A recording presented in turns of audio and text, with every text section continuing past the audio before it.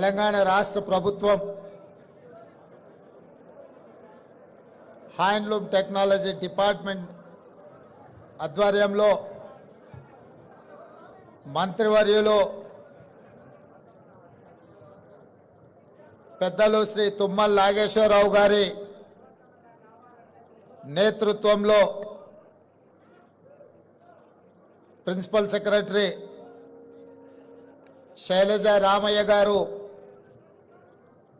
ఈనాటి ఈ కార్యక్రమాన్ని ఏర్పాటు చేసి ఇందులో ప్రధానంగా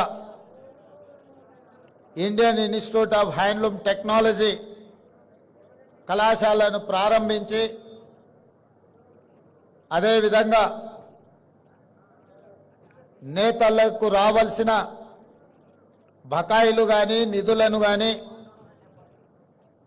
రాష్ట్ర ప్రభుత్వం నుంచి విడుదల చేయించాలని ఈ కార్యక్రమాన్ని ఏర్పాటు చేసి ఈ కార్యక్రమంలో నాంపల్లి శాసనసభ్యులు మాజిద్ హుసేన్ గారు,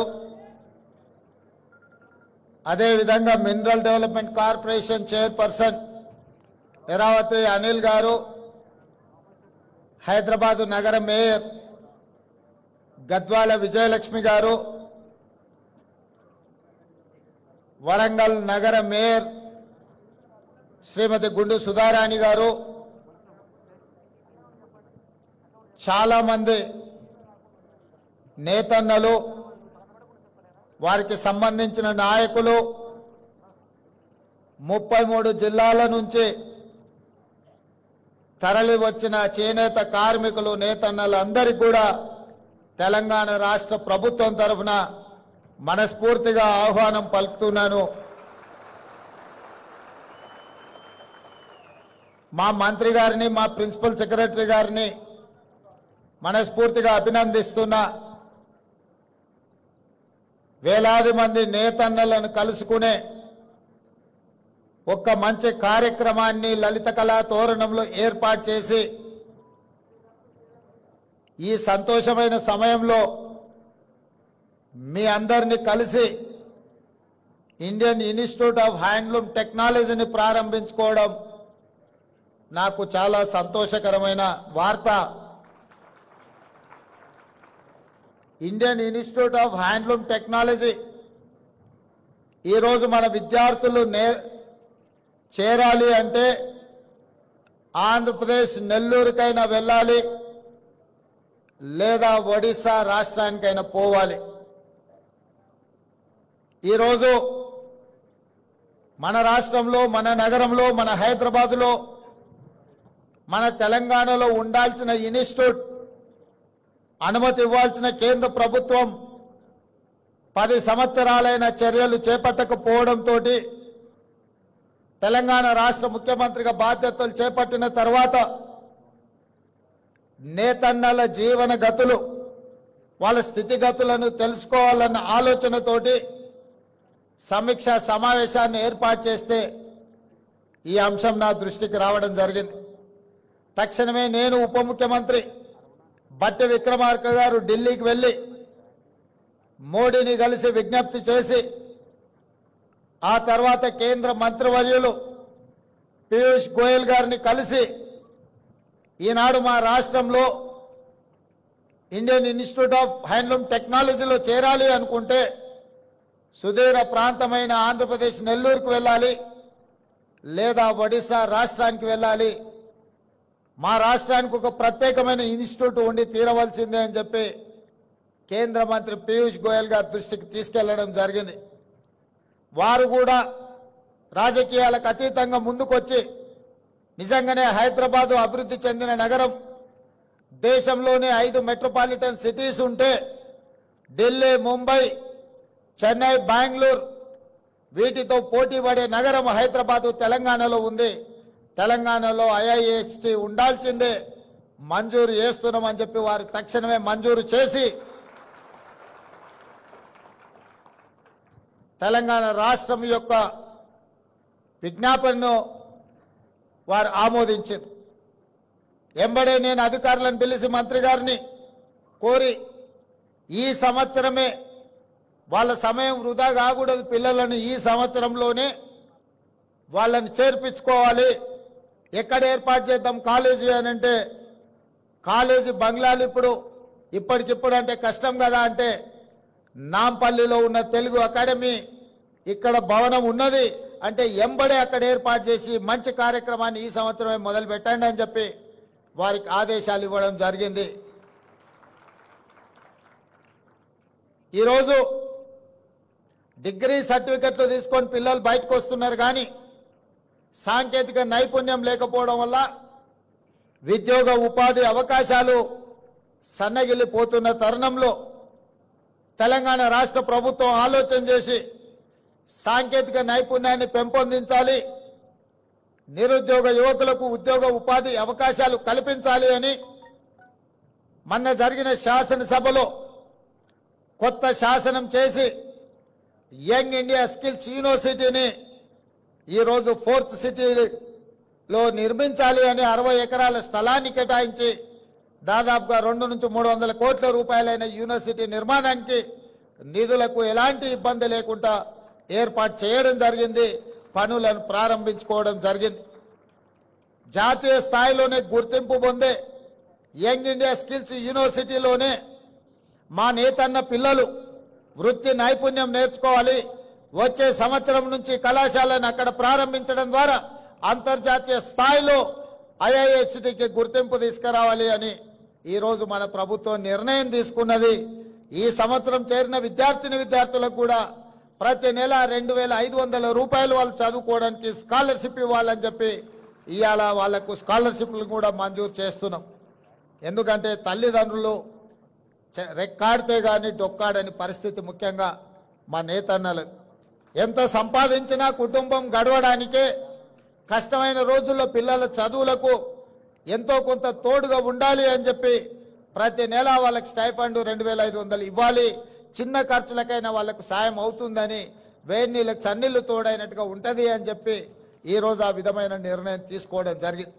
అదేవిధంగా మీకు సంబంధించిన నిధులు కూడా 290 కోట్ల రూపాయలు ఇవాళ నేతన్న కార్మికులకు ఈరోజు ఇక్కడ మీ అందరి సమక్షంలో ఆ చెక్కు ఇవ్వడం ద్వారా ఈ సంతోషంలో మీతో భాగస్వామ్యం కావాలి అని రాష్ట్ర ప్రభుత్వం నిర్ణయం తీసుకోవడం జరిగింది. ఇదే కాదు, నేను ఎక్కువ రాజకీయాల జోలికి పోను. మా మిత్రుడు అనిల్, ఇతరులు శ్రీనివాస్ మాట్లాడారు. గతంలో ఆర్భాటం ఉండేది, ఆర్భాటమైన ప్రచారాలు ఉండేవి.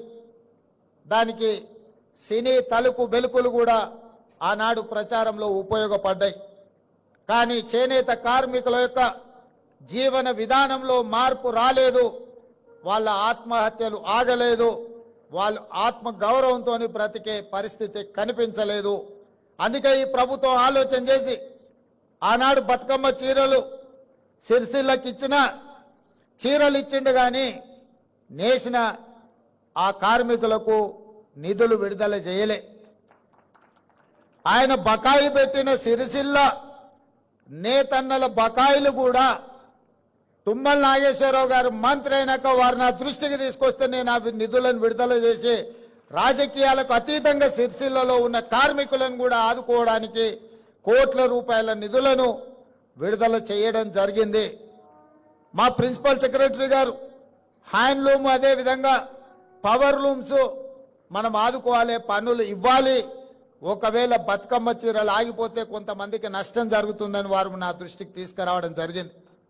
బతుకమ్మ చీరలు కట్టుకునేంత క్వాలిటీ కానీ దాని మీద పెట్టాల్సినంత పెట్టుబడి పెట్టలేదు. అందుకే ఈరోజు నేను మా మంత్రి అధికారి గారు చెప్తే నేను ఒకే మాట చెప్పిన, ఈరోజు స్వయం సహాయక సంఘాలు, మా మహిళలు సెల్ఫ్ హెల్ప్ గ్రూప్స్ కింద 63 లక్షల మంది సభ్యులు ఈరోజు తెలంగాణ రాష్ట్రంలో ఉన్నారు. ఈ 63 లక్షల మంది సభ్యులకు ఒక్క మంచి డిజైన్తో ప్రతి ఆడబిడ్డకు 2 చీరలు ఇస్తే కోటి 30 లక్షల చీరలు మనము ఆర్డర్ ఇవ్వచ్చు. మంచి డిజైన్లతోని మంచి క్వాలిటీతోని ముందుకు రమ్మని మా అధికారులకు సూచన చేసినాం.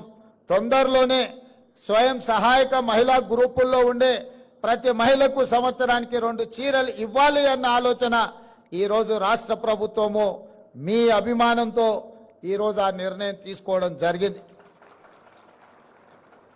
అదేవిధంగా సంఘాలలో ఎన్నికలుంటే నాయకులు తయారవుతారని మా మిత్రులు చెప్పిండ్రు. నేను కూడా బలంగా విశ్వసిస్తాను. ఏ సంఘాలైనా సంఘాల నుంచి వచ్చిన వాళ్ళు సంఘాల నుంచి ఎదిగి ప్రజాప్రతినిధులుగా మారి ప్రభుత్వంలో భాగస్వాములు అయినప్పుడు తప్పకుండా జాతి యొక్క సమస్యల్ని పరిష్కరించడానికి చట్ట సభలలో ప్రభుత్వంలో ప్రాతినిధ్యం వహిస్తారు. కాబట్టి ఖచ్చితంగా ఈ ఎన్నికలకు సంబంధించి సమీక్ష చేసి ఎంబడే ఎన్నికలు నిర్వహించడానికి అవసరమైన ప్రణాళికలను రూపొందించమని వేదిక మీద నుంచి మా మంత్రి గారికి చీఫ్ సెక్రటరీ గారికి నేను ఆదేశాలు ఇస్తున్నా. తక్షణమే ఆ కార్యాచరణను చేపట్టవలసిందిగా వారికి సూచన చేస్తున్నా. అదేవిధంగా రుణమాఫీ, రైతులకు రుణమాఫీ చేసిండ్రు, 30,000 కోట్ల రూపాయలు చేసిండ్రు. మరి 30 కోట్లున్న మా చేనేత కార్మికులకు చెయ్యండి అని ఈ వేదిక మీద నుంచే విజ్ఞప్తి రావడం జరిగింది. నిజంగానే 30 కోట్లుంటే ఒక్క కలంపోటుతోని 30 కోట్ల రూపాయలు మీ రుణాన్ని మాఫీ చేసే బాధ్యత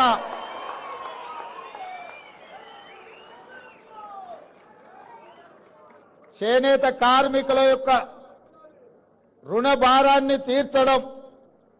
30 కోట్లు నిజమైతే ఎలాంటి సమస్య లేదు.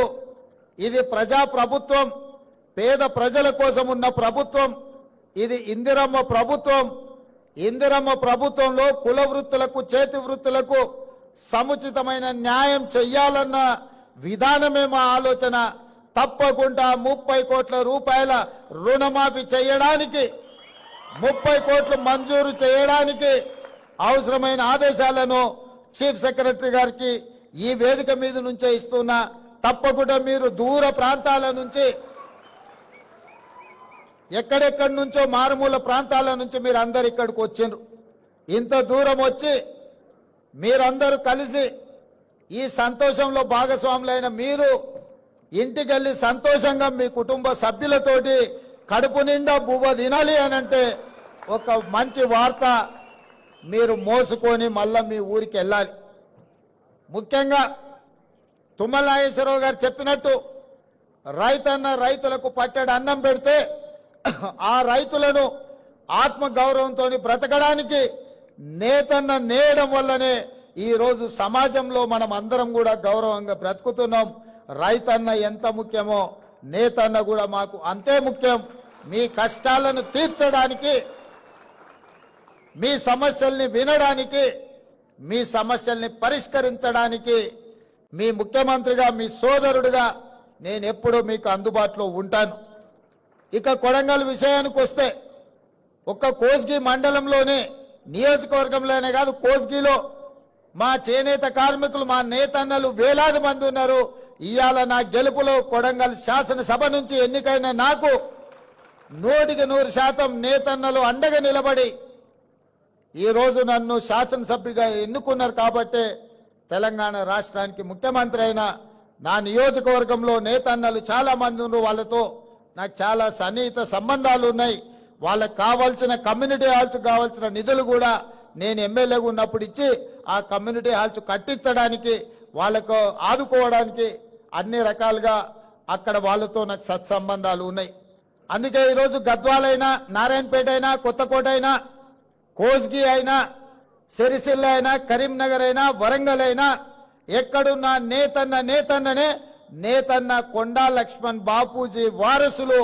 కొండా లక్ష్మణ్ బాపూజీ ఆనాడు తెలంగాణ కోసం కొట్లాడిండు, తెలంగాణ కోసం త్యాగం చేసిండు. తెలంగాణ రాష్ట్ర సాధన కోసమే కాదు, తెలంగాణ రాష్ట్ర సమితి చంద్రశేఖరరావు గారికి నిలువ నీడనిచ్చి పార్టీ పెట్టినప్పుడు మొట్టమొదట కార్యాలయం పెట్టుకోవడానికి స్థలం ఇచ్చింది కూడా కొండా లక్ష్మణ్ బాపూజీ గారే. వారు గొప్ప నాయకుడు. వారు లేకపోవడం విషాదకరం. తెలంగాణ రాష్ట్రం వచ్చినప్పుడు వారు 69లో తెలంగాణ రాష్ట్రం వచ్చే వరకు నేను పదవులను చేపట్టను అని ఆనాడు ఎమ్మెల్యేగా, మంత్రిగా రాజీనామా చేసిన గొప్ప పదవీ త్యాగం అంటే కొండా లక్ష్మణ్ బాపూజీ గారు చేసింది. రాజీనామాలు చేయడం, ఎలక్షన్ తేవడం, సెలక్షన్ చేయడం, కలెక్షన్ చేసుకోవడం త్యాగం అని చెప్తుంటారు కొంతమంది. మీ సెలక్షన్ కలెక్షన్ 2001 నుంచి 2014 వరకు ఎన్నోసార్లు తెలంగాణ ప్రజలు చూశారు. ఏమి లేనోళ్ళు, రబ్బర్ చెప్పులు లేనోళ్ళు, టీవీలు వచ్చినాయి, పేపర్లు వచ్చినాయి, ఫామ్ హౌస్లు వచ్చినాయి, బంగళాలు వచ్చినాయి, జూబ్లీస్లో ప్యాలెస్లు వచ్చినాయి, గజ్వెల్లో వందలాది ఎకరాల ఫామ్ హౌస్లు వచ్చినాయి. మరి త్యాగాలు చేస్తే కొండా లక్ష్మణ్ బాపూజీ గారి లాగా లేకుండా మీరెందుకు ఇట్లా వేలాది కోట్ల రూపాయల ఆస్తులు వచ్చినాయో, మీ త్యాగానికి కొండా లక్ష్మణ్ గారి త్యాగానికి ఉన్న తేడా ఈరోజు తెలంగాణ సమాజం గమనించాలి. త్యాగానికి మారు పేరు పదవిని తృణపాయంగా తెలంగాణ రాష్ట్రం కోసం త్యాగం చేసింది కొండా లక్ష్మణ్ గారు. పదవులను అడ్డం పెట్టుకొని ఉప ఎన్నికలు తీసుకొచ్చి ఎన్నికల్లో కలెక్షన్స్ చేసుకొని బాగుపడ్డోళ్ళు ఎవరో తెలంగాణ సమాజం నిశ్చితంగా గమనిస్తూనే ఉంది. కాబట్టి త్యాగం అనే పదం మీకు సూట్ అవ్వదు. త్యాగం అంటే కొండా లక్ష్మణ్ గారిని తెలంగాణ సమాజం ఎప్పటికీ గుర్తుపెట్టుకుంటుంది. తప్పకుండా వారి యొక్క గౌరవాన్ని పెంచే విధంగా తెలంగాణ రాష్ట్రంలో నిర్ణయాలు ఉంటాయి. ఈ ఇండియన్ ఇన్స్టిట్యూట్ ఆఫ్ హ్యాండ్లూమ్ టెక్నాలజీకి కొండా లక్ష్మణ్ బాపూజీ గారి పేరు పెట్టుకుందామని చెప్పి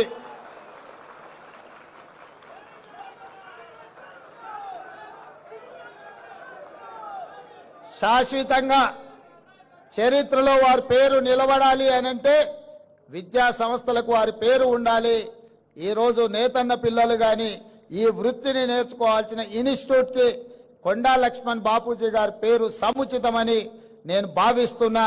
మా అధికారులకు, మా మంత్రి గారికి నేను ఆదేశాలు ఇస్తున్న వేదిక మీద నుంచి తక్షణమే దీనికి సంబంధించిన జీవోను విడుదల చేయండి.